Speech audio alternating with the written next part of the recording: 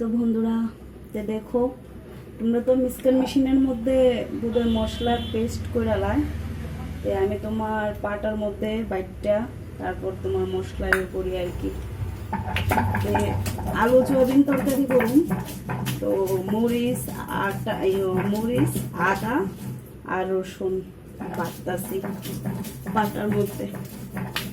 অনেকরা তো তোমার মিক্সার মেশিনে করে, আমি পাটার মধ্যেই করি। মিক্সার মেশিন আমার আগে আসলো, এখন নাই আর কি। তাই ভাবলাম রান্না বয়াইছি, এতক্ষণ রাঁধছি না, ভালো লাগতেছে না।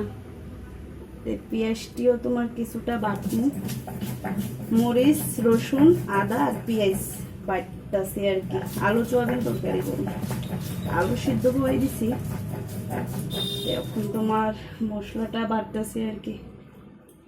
ভাবলাম তোমরা লোকে শেয়ার করি, কারণ থাকি তো একলা, ভাল লাগে না।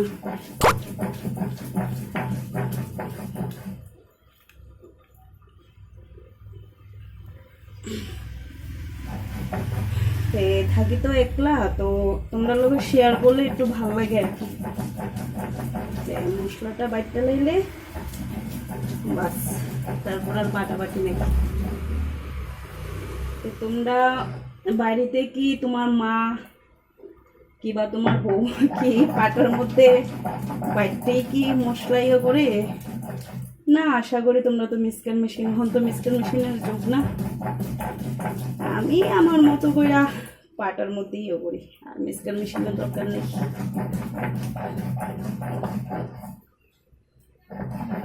হয়ে গেছে, আর বাটন লাগতো না।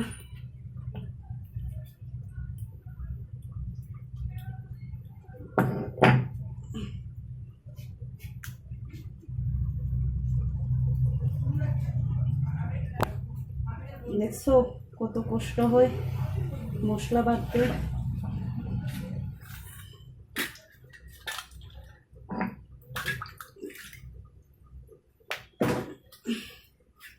আজকে তো কাজে গেছি না, লেগে বাড়িতে আছি, তোমরা লোকে শেয়ার করতে পারতেছি। কাজে গেলে তো অনেকটা ক্লান্তি হয়তো না, লেগা পারি না আর কি। তো ঠিক আছে, ওই দেখো সোয়াবিন ভিজাই রাখছি, সোয়াবিন আলু দিয়ে করুন, বাস মশলা বাটা হয়ে গেছে। নেক্সটে আবার ভিডিও করতেছি, ঠিক আছে, বাই।